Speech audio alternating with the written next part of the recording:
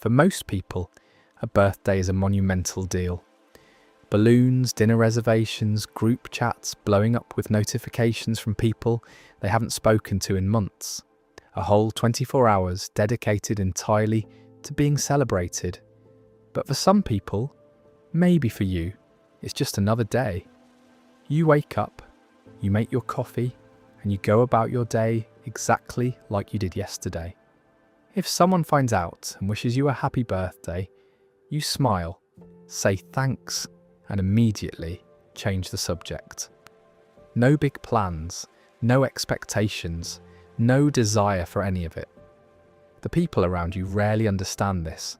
They think you're just being humble, or they assume you secretly want the attention, but are too polite to admit it. They might even think you're being a bit cynical, but the psychology behind treating your birthday like a normal day is much more complicated than that, and it goes significantly deeper than most people realise.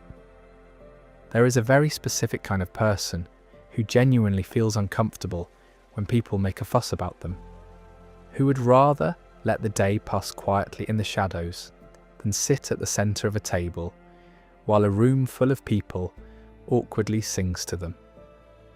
If this is you, you've probably spent years explaining yourself. I really don't want anything. Please don't buy me a gift. It's honestly just another day. But here is what is fascinating. It is rarely actually about the birthday itself, because the way someone relates to the day they were born tells you something profound about how they relate to themselves.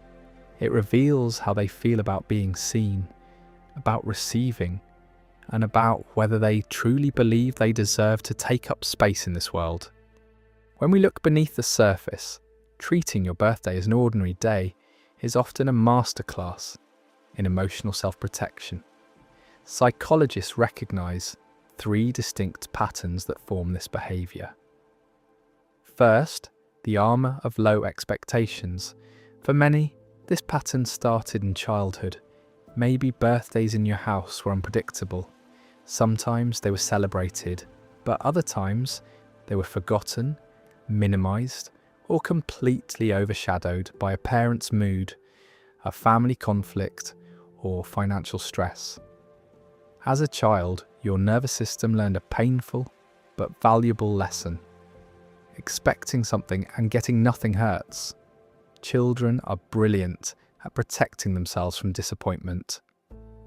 To stop the pain of unmet expectations, you simply stopped expecting. You stopped wanting, and eventually your brain adapted by telling you that you didn't care at all.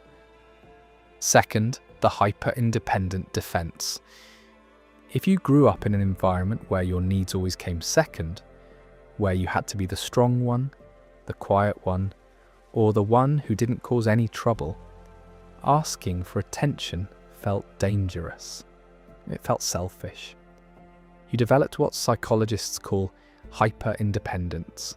You became an expert at taking care of others, but deeply uncomfortable when the roles reversed.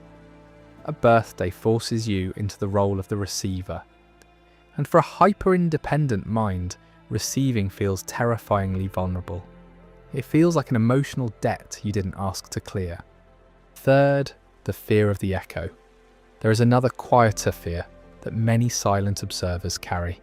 It's not the fear of being forgotten. It's the fear of having your suspicion confirmed. The fear that if you did throw a party, or if you did admit that the day mattered, nobody would show up. By declaring the day just another day beforehand, you beat everyone to the punch. You protect yourself from the silence. If nobody makes a big deal out of your birthday, it's because you decided so, not because you don't matter to them. So, what is this routine really telling you? It's telling you that somewhere along the way, you learned to shrink your presence. You taught yourself to need less, to want less, and to demand less from the world, because keeping your head down kept you safe. And that wiring is so deeply rooted that even on the one day of the year, literally designed to acknowledge your existence, your default setting is to step aside and let it pass unnoticed. Downplaying your birthday protects you from disappointment, from judgment, and from vulnerability. But it also locks you in a paradox. It keeps you safe from the possibility of rejection, but it also prevents you from ever finding out how many people genuinely want to show up for you. If this is landing somewhere deep inside you today, consider subscribing. Every week, we go one layer deeper into the quiet patterns that shaped who we are. But here is the other side of this. Not everyone who treats their birthday like a normal day is running from a childhood wound. Some people have genuinely arrived at a place of profound inner security. They simply don't need the external validation. They don't measure their self-worth by the number of text messages they receive or the grand gestures made by others.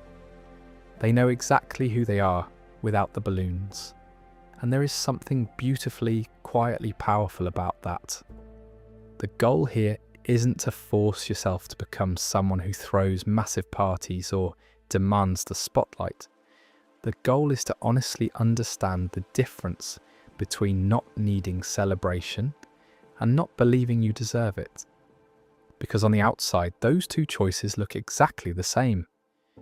But on the inside, they feel completely different. One is pure freedom. The other is a wound that simply learned to stay quiet. You are allowed to take up space in this world, even if it's just for one day, especially because it's your day. Next week, we go even deeper. We'll see you there.